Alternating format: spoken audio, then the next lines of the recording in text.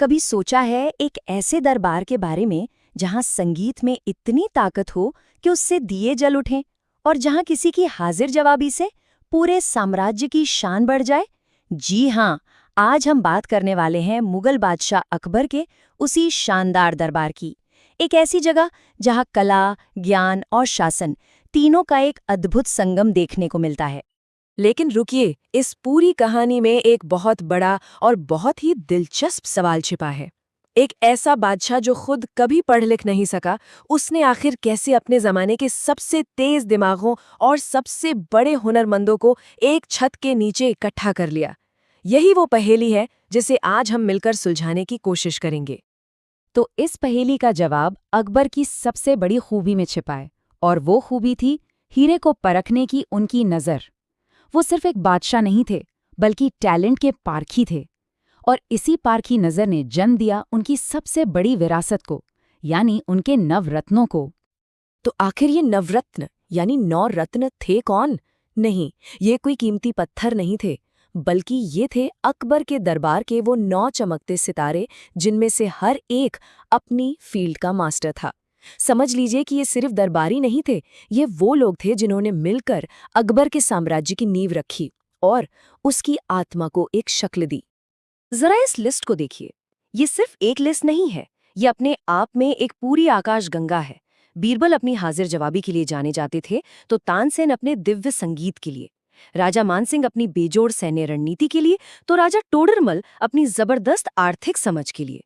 यहाँ अबुल फजल जैसे इतिहासकार भी थे और फैजी जैसे कवि भी, मतलब हर फील्ड का एक महारथ ही। यही तो थी अकबर की असली ताकत, एक ऐसी डाइवर्सिटी जो उस दौर की गंगा जमुनी तहजीब का सबसे बेहतरीन उदाहरण है।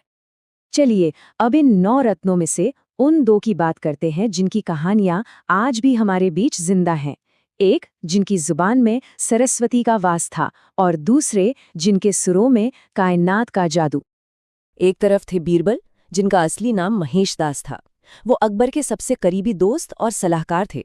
उनकी बुद्धिमानी और हाजिर जवाबी के किस्से तो आज भी मशहूर हैं। और दूसरी तरफ थे संगीत सम्राट तानसेन, जिनके बारे में कहा जाता है कि उनके सुरों में जादू था। सही मायने में ये दोनों ही अकबर के दरबार की कलात्मक और बौद्धिक आत्मा थे। पर अफसोस, हर कहानी का अंत खुशनुमा नहीं होता। साल 1586 में यूसुफजई कबीले के खिलाफ एक लड़ाई में बीरबल वीरगति को प्राप्त हुए। कहते हैं कि अपने सबसे प्यारे दोस्त और सलाहकार को खोने के बाद अकबर ने कई दिनों तक शोक मनाया था। ये उनके लिए एक बहुत गहरा व्यक्तिगत सदमा था। अब बात करते हैं संगीत के उस जादू की।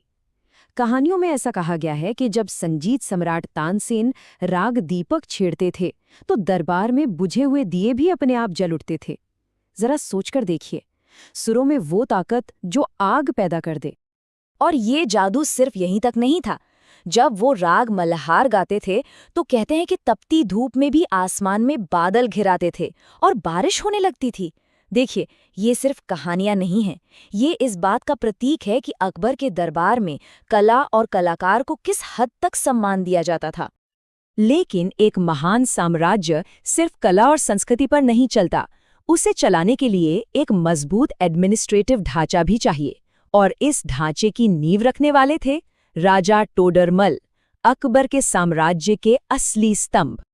अकबर के फिनेंस मिनिस्टर राजा टोडरमल ने एक ऐसी व्यवस्था बनाई जिसने साम्राज्य की आर्थिक तस्वीर ही बदल कर रख दी। इसे कहा गया 10 साला बंदोबस्त।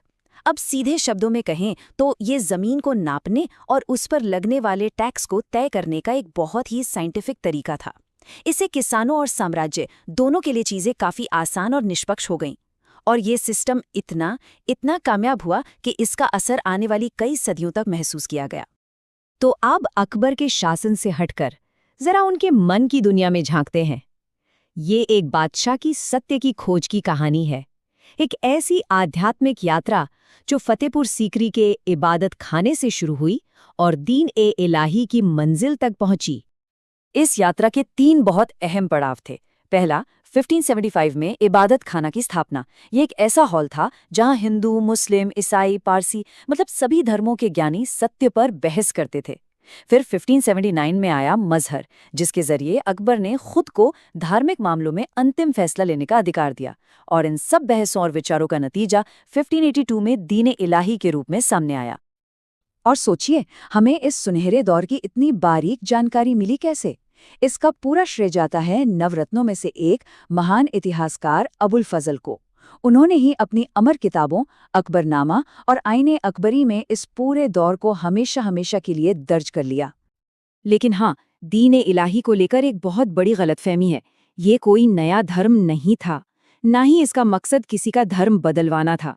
ये असल में एक नैतिक जीवन जीने का तरीका था, एक कोड ऑफ कंडक्ट जो सुलह-ए-कुल यानी सबके साथ शांति के महान विचार पर आधारित था। और यही वो शब्द है जो अकबर के पूरे शासनकाल और उनकी सोच का सार है, सुलह-ए-कुल यानी यूनिवर्सल पीस। एक ऐसा विचार जो कहता था कि हर धर्म और हर संस्कृति का सम्मान होना चाहिए और सभी को मिलकर सद्भाव से रहना चाहिए। अकबर का पूरा दरबार इसी महान सिद्धांत का एक जीता जागता सबूत था।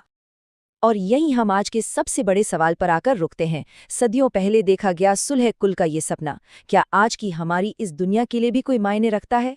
क्या अकबर का ये सार्वभौमिक शांति का संदेश आज पहले से भी कहीं ज्यादा जरूरी हो गया है? इसका जवाब इतिहास में नहीं, बल्कि हमारे आज में छिपा है। सोचने के लिए एक बहुत जरूरी सवाल।